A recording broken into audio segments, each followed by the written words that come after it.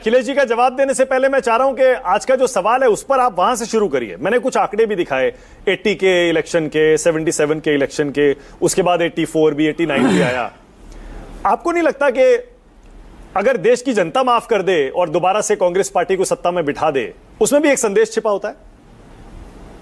मानक जी, सबसे अहम बात तो यह है कि आज कांग्रेस पॉलिटिकली बैंकरप्ट हो चुकी है, दिवालियापन निकल चुका है, पर कांग्रेस मानने को तैयार नहीं।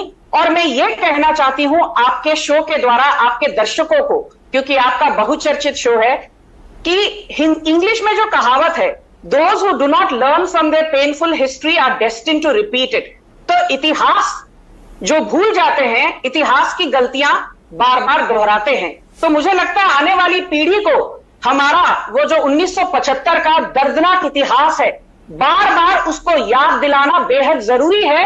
और मैं आज के मुद्दे को लेकर कुछ बिंदु आपके सामने रखना चाहती हूं, क्योंकि कईयों ने कई कुछ कहा, यहां पर अखिलेश जी ने लंबा चौड़ा भाषण दे दिया। आज क्या हो रहा है उस पर तो मैं आऊंगी ही, पर 1975 में क्या हुआ वो भी जानना बेहद जरूरी है।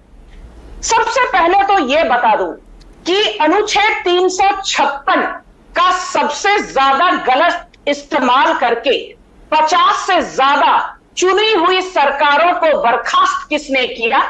इंदिरा गांधी ने किया। 1980 में सिर्फ 3 दिन के अंदर 9 ऐसी राज्य सरकारें थी जिनको बहुमत मिला था, उनको एक झटके में किसने बर्खास्त किया? इंदिरा गांधी ने बर्खास्त किया। मीसा के तहत 1.5 लाख लोगों को जबरन बिना अरेस्ट वारंट के किसने गिरफ्तार किया? इंदिरा गांधी ने गिरफ्तार किया। आज इनके राहुल गांधी बीजेपी को संविधान पर भाषण देते हैं, पर इंदिरा गांधी ने तो किशोर कुमार के गानों को दूरदर्शन और ऑल इंडिया रेडियो पर भी बैन कर दिया था। इतनी असहिष्णु थी इंदिरा गांधी, इतनी इंटॉलरेंट थी। बलराज साहनी और देवानंद जैसे फिल्मी कलाकारों की फिल्मों पर बैन लगा दी थी इंदिरा गांधी ने, क्योंकि उन्होंने जुर्रत की थी आपातकाल के खिलाफ बोलने की। फिर याद दिला दूं, अनुच्छेद 356 की बात तो दूर, इंदिरा गांधी के सुपुत्र राजीव गांधी ने संविधान की और न्यायपालिका की धज्जियां उड़ाते हुए जो 1985 का 1985 का शाबानो जजमेंट था सुप्रीम कोर्ट का, उसका पालन करने से इंकार करते हुए मुस्लिम डिवोर्स एक्ट पारित किया।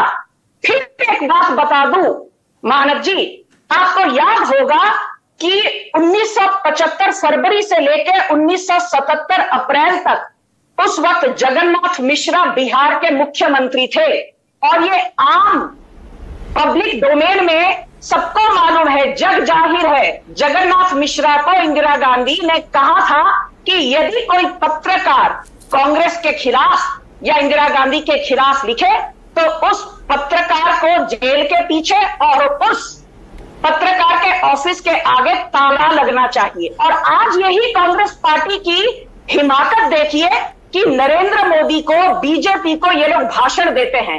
हाल ही कुछ महीने पहले राजनाथ सिंह जी ने एक बात कही। उन्होंने कहा कि ब्रेन हैमरेज के बाद वाराणसी के एक अस्पताल में उनकी माताश्री दाखिल थी। 27 दिनों तक राजनाथ सिंह की माताश्री अस्पताल में दाखिल थी, पर उन्हें बेल पर या पैरोल पर अपनी माता जी के अंतिम संस्कार में भी शामिल नहीं होने दिया, अस्पताल जाकर उनसे मिलने नहीं दिया गया। और ये आज बीजेपी को संविधान की सुरक्षा को लेकर भाषण देते हैं। इतना दोगलापन आखिर ये लोग लाते कहां है मानव जी? इतनी हिपोक्रेसी लाते कहां है? फिर बात करते हैं और एक, आपको याद होगा 1949-50 में मैं कहती हूं ये सबसे जो असंवैधानिक कदम कोई उठा सकता है वो नेहरू ने उठाया। जम्मू कश्मीर को मुख्य धारा से अलग कर दिया अनुच्छेद 370 को लाकर। यही पंडित नेहरू ने 1951-52 में अभिव्यक्ति की आजादी पर रोक लगाते हुए first amendment to the constitution लाया।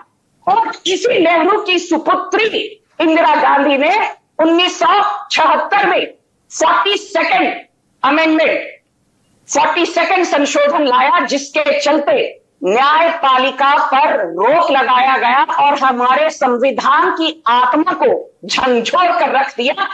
सेक्युलर का इंक्लूजन करने की भला क्या जरूरत थी? और यही राहुल गांधी है जिन्होंने सरेआम मनमोहन सिंह स्टेज पर खड़े थे और ऑर्डिनेंस को फाड़ कर यह दिखला दिया कि इस देश में एक जो चुने हुए प्रधानमंत्री हैं उनकी कोई इज्जत नहीं, पर डायनेस्टी के सुपुत्र की का क्या वजूद है। और यही कांग्रेस पार्टी है जिसने 2006 में एपीजे अब्दुल कलाम जो उस वक्त के राष्ट्रपति थे, उनको वो बाहर अब्रॉड एक ऑफिशियल टूर पर थे, उनको जबरन बुला के एक अध्यादेश पर उनके हस्ताक्षर लिए गए। और यही कांग्रेस पार्टी है जब झारखंड जीती है कहती है, या उनके अलायंस पार्टनर जब झारखंड जीतते हैं तब कहती है वल्ला वल्ला वाजी वाह सब चंगासी। कर्नाटका जीतती है तो कहती है वाजी वाह सब चंगासी। हिमाचल प्रदेश जीतती है 2022 में तो कहती है वाजी वाह सब चंगासी। और यही कांग्रेस पार्टी जब मुंह की खाती है महाराष्ट्र में मात्र 16 सीटें मिलती है, रोती है, बिलखती है, बौखलाहट में कहती है अरे इस देश में तो कानून नहीं है, संविधान नहीं है, आपातकाल लगा हुआ है। और last but not the least मैं कुछ शब्द कहना चाहती हूं। यहां तहजीब भी बिकती है, यहां फरमान भी बिकते हैं। तुम अपना दाम तो बोलो, यहां ईमान भी बिकते हैं।